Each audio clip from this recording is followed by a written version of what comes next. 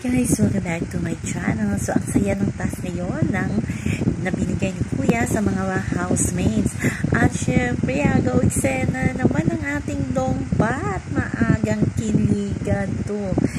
Kung si Pat dati ang nagbi-baby kay Dingdong kasi may sakit siya ngayon. Siya naman ang binibaby ni Dingdong. Si Patrick naman ang binibaby ni Dingdong. May pabuhat-buhat pa. At syempre, landi-landian itong si Patrick. Kilig na kilig ng buhatin ni Dingdong. At ang sweet nila kay Teresa, parang baby nila sa loob ng bahay ng dongpat. Itong si Teresa lagi nilang kasama at ina-advisean. Basta kakilig talaga kanina ang dongpat. Alam ko sa mga netizen dyan, sa team live dyan, ang laging inaabangan. Siyempre, isa sa mga inaabangan nila ay ang ganap ng dongpat. So, now guys, ang ating updates ngayon hanggang sa muli. Bye-bye. Also, remember, huwag po tayong ma-stress.